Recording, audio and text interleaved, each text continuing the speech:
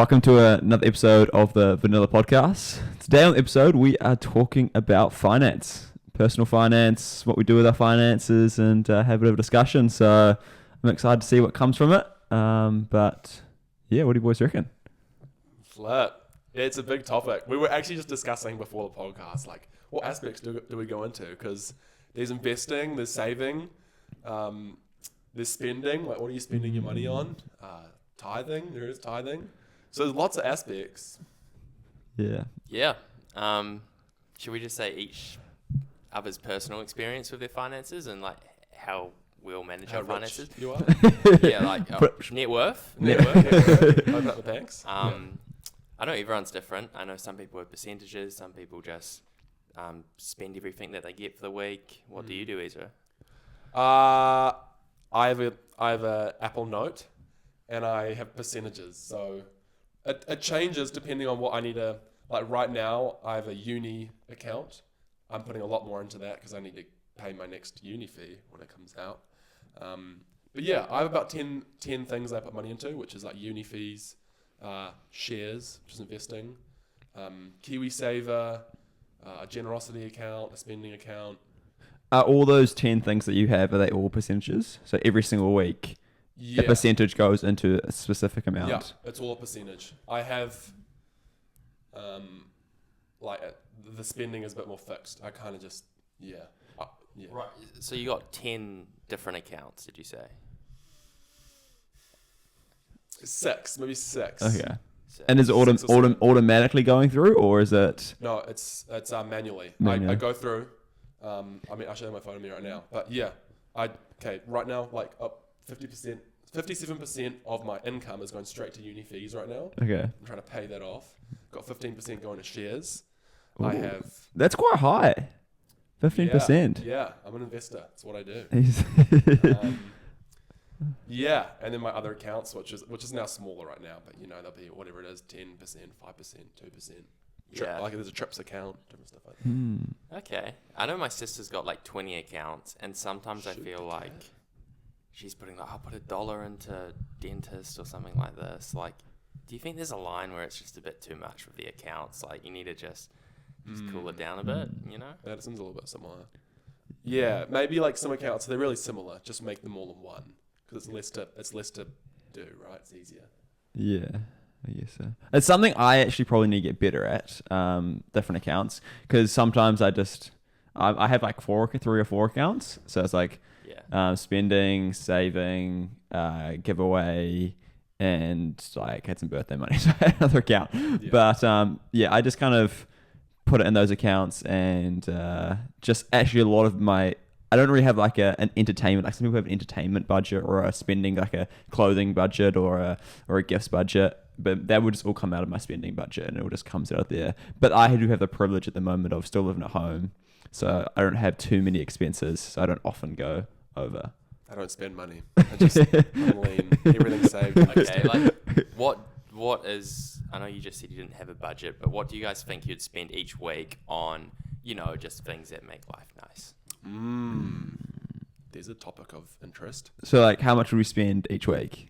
Yeah. Okay. Can I start with you, Tremaine? Can you? I feel like Tremaine's been because I feel like you're going to change your answer depending on what we say. No. Why? I'm just joking. I have a budget of $50 I can spend a week, and some people think that's quite high.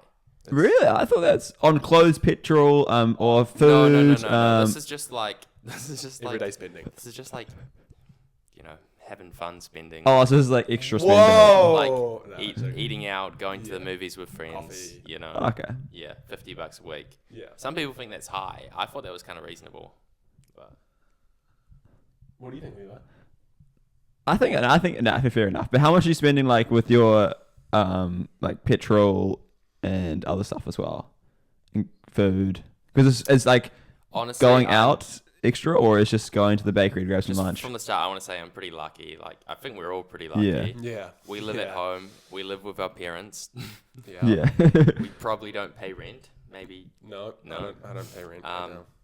And yeah, I don't have heaps of expenses at the moment, but that's all about to change. Like my dad always says, it's just getting cut off at the end of the year.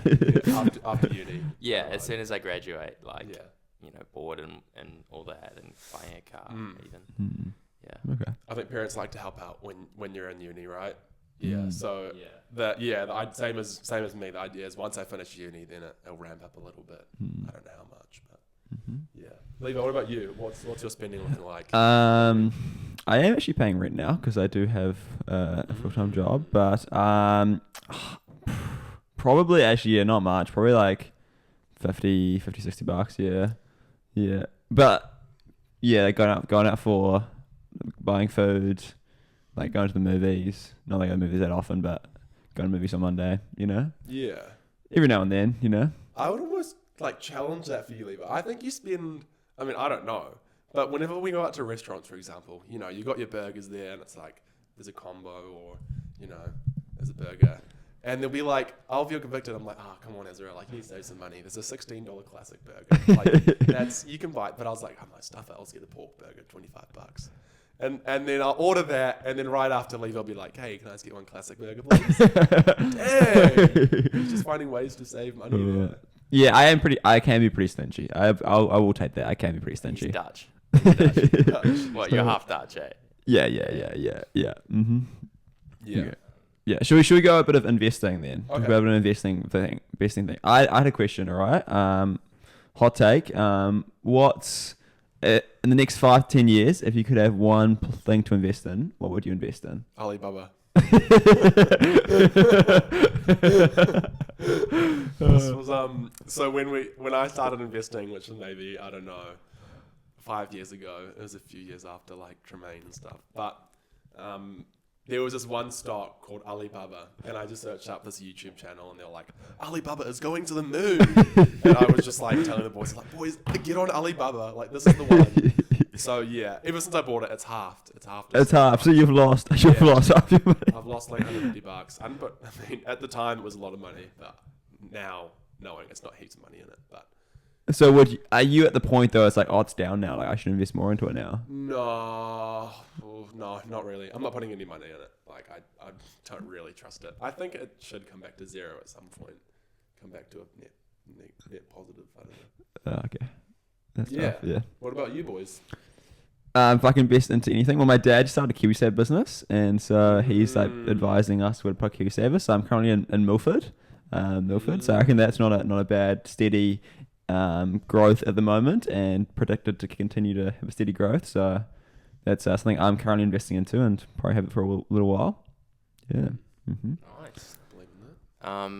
Yeah, I went hard. Me and my schoolmates, when Sharesies was new, we all just jumped on it. Remember in COVID, the stock market had crashed, and we're we're coming in at the bottom, and then I didn't actually make much money though off it, because I decided to invest in New Zealand stocks instead of American stocks, and American stocks went like this after COVID, but New Zealand's kind of been kind of down again, so it didn't go too well for me. But let me ask you a question. With your investing, you don't have to share this if you don't want to, but you decide to invest in a smaller amount of stocks. Yeah. The ones that you really believe in. Why is that? Well, there is a level where there's less stocks, you get better returns. If you have more stocks, you're more diversified, which can minimize risk. And return. It can be really good to diversify. There's actually a point where diversification is beneficial, but then there's a point where it no longer becomes beneficial. I learned this in uni. Got a test on it in 12 days, which I'm not feeling too good for.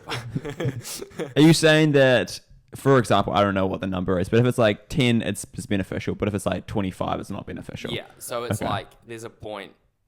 I don't know why I always talk about a bell graph on this podcast, but there's a point where it just no longer is good, and your expected return actually isn't benefited. But yeah, I invest in 3 companies. Waste Management. Actually, I invest in a fund of a whole bunch of companies, so the New Zealand top 50. So it is quite diversified when I come to think about it. Yeah. And I've actually forgotten the last one, but is it in New Zealand? Nah, it's the Auckland Airport actually. Okay. And yeah, no, they're good stocks. The best thing is not to worry about it. When I first started investing, I remember like my emotions were like high, low. Like my parents would just laugh at me because they could see if I was losing all my money because they could see it on my face. Yeah. But then like I don't know, and it's funny. It's like I just stopped caring. How do you just stop caring? Because obviously also money though is super important, and everyone worries about money to some extent, whether you think about it or not. But how do you just stop worrying? Yeah. In all honesty, like back in high school, like that's when I probably made my most money, is when I worked at my job in New World. I was very strict. Money, like that's all I could think about. Very good at investing, and it's not like I'm bad now, but I just kind of like realized that it was getting a bit of a grip on me. And so I guess, yeah, a few things changed in my life, and I just realized that money wasn't happiness, and my perspective changed. And then I reckon, like, weirdly enough, kind of like a reverse psychology, when you start caring less, like, I don't know, it's just like things can still work in your favor. And instead of like people that hold it so tightly to the money, or like they're like Mr. Scroogey, like when you go out to get food, you know? Like, yeah. I don't. He's just giving me the eyeballs. Is that? Yeah. Yeah. Am I the Scroogey person? He's probably thinking I'm talking about him. I'm a Scrooge as well. I'm a Scrooge. Is that the word? No, it's not Scrooge. Something. I don't spend a lot of money as well. I thought about this question yesterday. I was randomly sitting there. If you asked a bunch of people, would you rather like be happy, or would you rather have like heaps of money? Yeah. Which do you think they would pick? Do you reckon? Okay, well, let's answer this. Do you reckon money brings happiness? Because that's the real question. That's the bigger question. Yeah, but like, I think a lot of people think that money is happiness, and they would honestly pick money over happiness. Yeah. But it doesn't make sense. Like happiness is like money should bring you happiness, but they would pick money instead almost. Yeah. Oh, would you rather be happy, or would you rather have money? Yeah, would you rather be happy? Would you rather have some money? I think some people would be like, oh, just give me the money. Yeah. You know what I mean? Which doesn't, they want money for the happiness, supposedly. Yes. But they'd almost just pick money instead. Like the idea around money equals happiness, I think, has gone really far. Yeah, but what's your thoughts on that? Does money equal happiness, like you asked? I mean, you always just. I mean, I've always said no, and I'm also my personality as well. Like, I don't need lots of things to make me happy as well. I don't need lots of just accumulated stuff to make me happy. But what a man. Like even going on holiday, like my parents and family be like, man, let's go on holiday. Like that's awesome, but like it's not like my first thought, you know. Yeah. Which maybe it can be a good thing and it can be a bad thing in the same way as well. You know, some maybe not striving for things, But yeah, I don't think you need. I don't think money brings you happiness. But I do get the argument. People saying like, "Oh, like you get to go on holidays more. You know, you don't have to more family time because you don't have to work as much." So there is people that do argue that it does bring happiness, but it can bring happiness if you use it in the right way. Yeah, I feel like if you went to a homeless man and said, "We're gonna give you some money so that you can buy yourself a house and be fed for the next 5 years while you sort yourself out." But I don't think, I think that would bring a lot of joy to them. Like, oh my gosh, like it's going to get me out of this. Yeah. So I think it kind of can, in a sense, to a limit. Like once you have your basic necessities, anything over top of that, buying a boat, buying another, a second, whatever, like buying 4 pairs of Jordans rather than one. Like that's when that just turns into materialism. Yeah. Is it the money, the physical money that makes you happy, or is it the way you spend the money?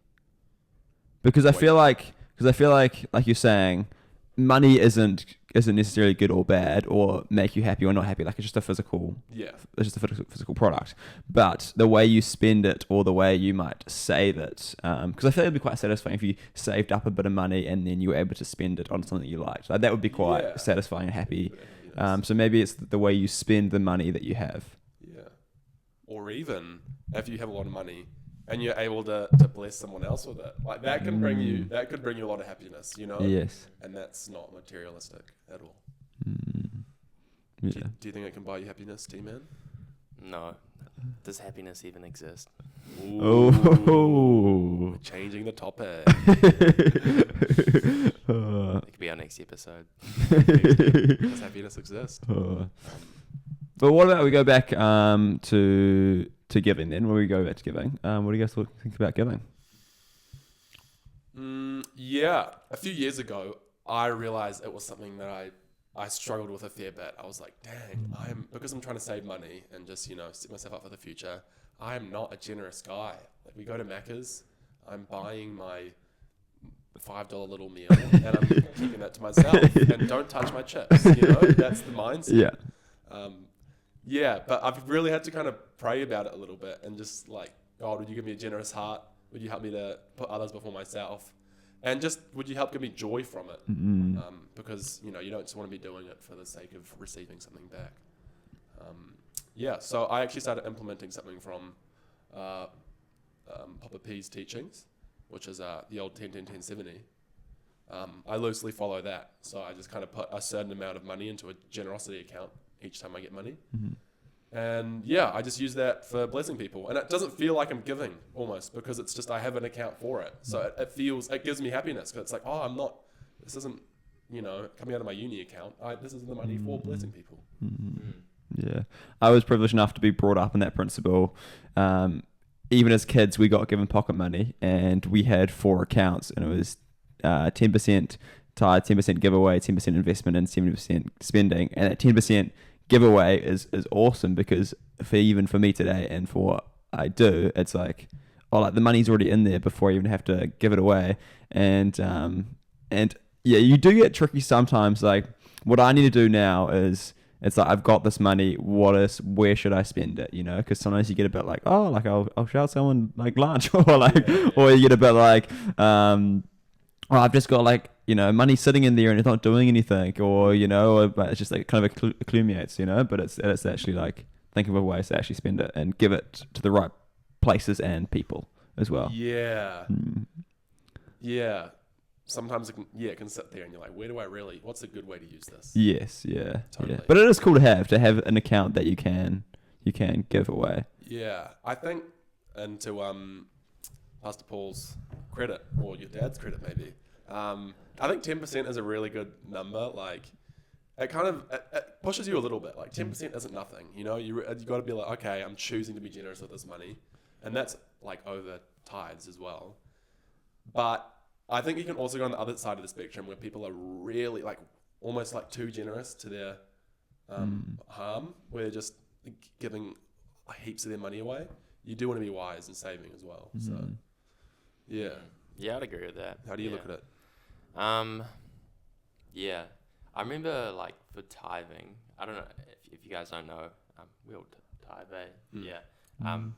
We go to a church and a lot of my friends find this a shock that tithing's even a thing. They're like legit, they're like, you do that? Like why? Like, But should we explain to the viewers what tithing is? Yeah, you explain it quickly. They don't know. Well, Levi always probably explains it at church because of his have job, so you'll be good at it. I don't know all the answers, but tithing is basically giving 10% to God, giving 10% to the church, and it's kind of that principle about giving back to God for all that He's given to you, and also a way to help expand and grow and blessing the church and blessing the people around you. And it's also like a foundational principle that kind of helps to guide your life in the sense that you can say through tithing, money doesn't rule me, but it says God rules my life. It's like a priority aspect as well. Yeah, no, I agree with Levi. We have some different understandings. Like, I don't think it's strictly 10% with tithing, but a lot of Christians do. But I just personally don't. But majority of Christians will be tithing. Well, actually, majority don't, but that's another conversation. No, that's all good. I think you need to commit to it and really be close with God. Like, you shouldn't be doing it out of guilt and just be saying, I need to do this, or like, I won't go to heaven, or Jesus won't love me, or, my friends are going to judge me. It's really just, for ages, I went to church and I didn't tithe, but then I was... What? Yeah, for real. Same as me. And then I just realized, oh, it's the right thing to do. And yeah, it's funny though. Like, if you think about it from a financial perspective, we're giving more than we probably ever could accumulate with KiwiSaver. If you're maxed out on KiwiSaver, it's 10%. Assuming you're tithing 10%. When you put it this way, all our tithing money would be bigger than our retirement for. Yeah, but you can invest in it. You can invest in other ways, when though. You put it that way. You can invest in other ways, though, for your retirement. What do you mean? Like, KiwiSaver's not your only retirement money. You can have, like, property or... Yeah, but like, for majority of... Well, actually, not at the moment, but it's going that way. Yeah, okay. KiwiSaver will be our money for retirement. Yeah, okay. Yeah, so it is a bit of a sacrifice, but yeah, it's a personal decision. And Levi, here's an interesting question. I think all the people that know a lot about tithing will be quite interested in this one. Yeah. Do you think you should be tithing before tax? This is a great question. And this is actually something I've had to relook recently because I didn't think much of it. Even me personally, I would just get the money in the bank account and just try and tithe, and then sometimes, like before tax, after tax. But it's something just recently I've had to relook at just because I just didn't think much of it until we talked about it at church. Yeah. For me personally, I do before tax. And when I understood the principle behind it, it was talking about that tax is an expense to you. Like you have an income and tax is part of that income. Or no, more financial words better, but it is part of how much you earn, and it's 10% of how much you earn. So you are actually earning that tax because that tax bracket is just determined by the government, and that tax bracket could be cut or made bigger. It is just all part of your earnings. So yeah. I do say. Wait, so you do it before the amount gets taken off by the government? This is what my family encouraged me to do, and I actually agree with it. But let's just say $800 comes into my account. Normally it's not $800. I'm not like that. But so like on my pay slip though, it's like $800 into the account, but before tax it's like $900 or something. So $90 would be the tithe. Yeah. Interesting. Okay, I personally don't do that. Have you heard of that before? Yeah, I guess so, but it's not talked about as much. I would say. And I didn't used to do it as well. I just didn't think much of it. Yeah. Yeah. Once you hear it, you're like, no, I don't want to hear it. Just shut up. I don't know. Like, to be honest, you can get very technical. Like, when I get a tax return on my tax, when I get a tax return on my tithe, which is the same as a donation, by the way, which is I think 33%, you get refunded from the government. Yeah. Like, do you tithe that? And then you tithe that. Like, come on, there's got to be a point where you just go like, okay, well, I can just make some decisions here. And, I might want to tithe it, I might not. Yeah. Yeah. I don't know. I personally, I feel like you have to have a principle, though. Okay, I agree with that. But you have to have a principle, because if you don't have a principle, then it becomes like, do I do it here? Do I not do it here? Do I not do it here? And then you just walk this, wonky, this line. But if you just have a principle, then whatever your principle is, if your principle is, this is what I'll do, I'll tithe after my tax, and that's your principle. That just becomes your principle, and you live by that. And for example, my principle, I mean, I'm sure I haven't done it all right every single dollar I've ever earned, but my principle at the moment, and will be going forward, is I tithe before tax. And that's just like a principle that you can live by, therefore you can Grams has given you $50 for your birthday. Are you tithing on that? Are you tithing that? That's a big one in my head, eh? I personally don't. Yeah, I personally haven't in the past, It's gift money. But it is increase, I don't know. That's a good question. And another thing is, I heard someone else say, do you tithe on all your gains? So you invest, and then you gain, $100 off a $1,000 investment, 10% return for the year. Are you tithing from that the $100 you gain? I heard someone said that, and I remember thinking that, and I'm like, that would be quite a bit extra. Yeah, it adds up. Which is quite interesting. It's convicting. Yeah, I think it's probably good to make a decision and then stick by it, right? Yeah. Rather than this, in this scenario I'll do it, in this scenario I won't do it. Like, just kind of, this is what I believe, this is what I live by. Yeah. Mm-hmm. I think the whole principle of taking ownership over your finances is pretty good, and,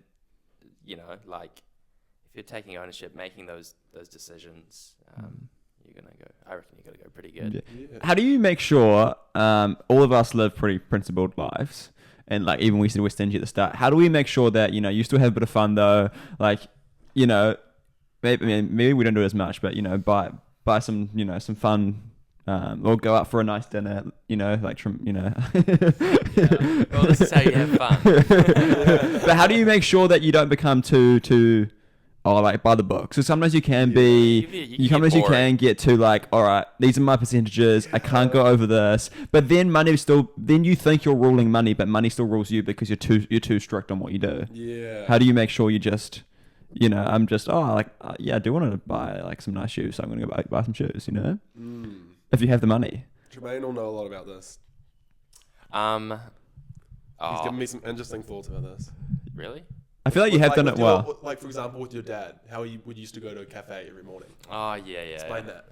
Okay. Well, my dad had the mentality as a kid. I think I may have mentioned it on here before, but he would go out to breakfast every morning. And even my dad's got some weird things with finances. He would say his old man that was like, his grandfather that was a good entrepreneur, like a successful entrepreneur, he said like, buy the nice car, like when you sit in that nice car, it'll make you work harder. All these kind of weird things, to be honest. Okay. But I know other people that are like crazy opposite, and they're very well off and they've invested really well. So there's what is it? Many ways to skin a cat. That's also what he says. Yeah, okay. There's many ways to do one thing. There's not one secret to success, I don't think. And there's a bit of luck. Some people just, they're going to be living in luxury all their life by a bit of luck in life too. So. Yeah.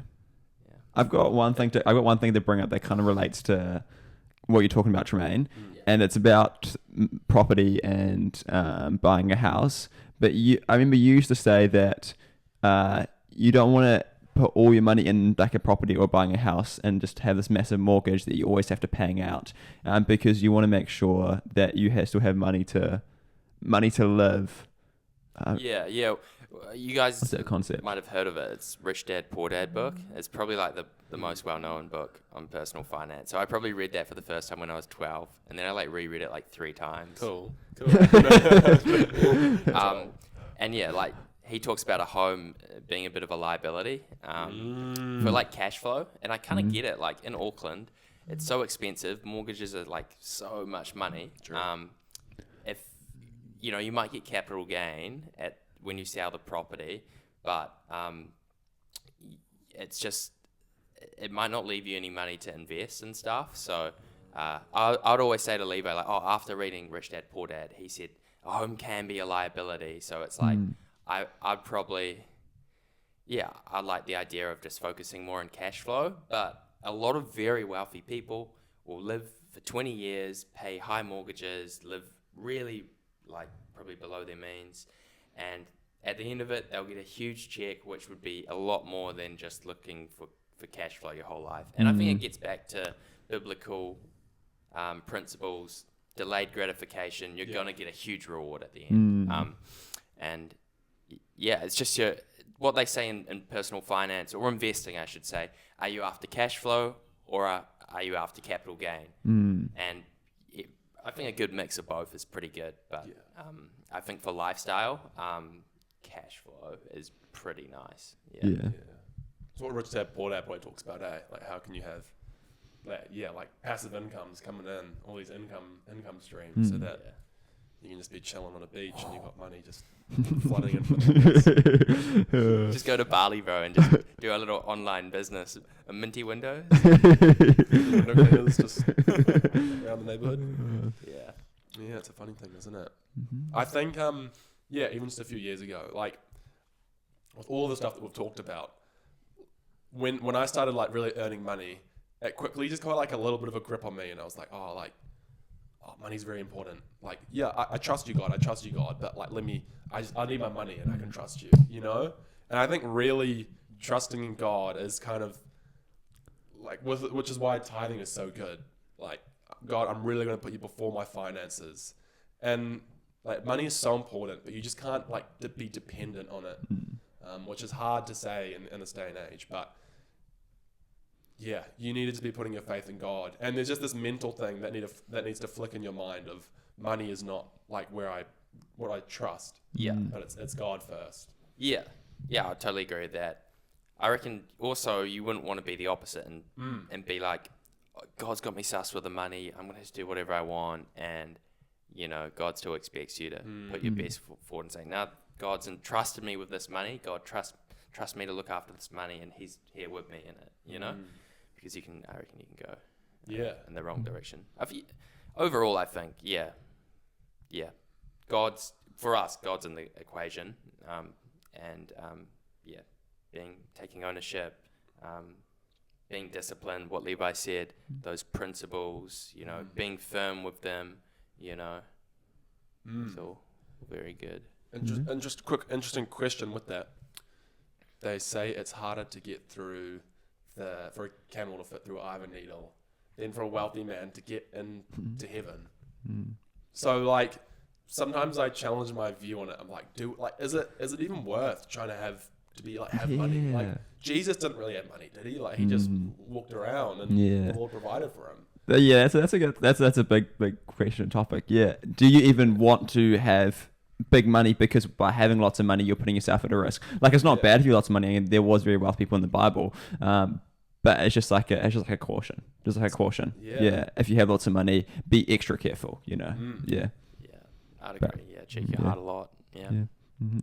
Yeah. All right, Ezra, do you want to sign us off for another episode? Yeah. Thank you for watching and listening to another episode of the Vanilla Podcast.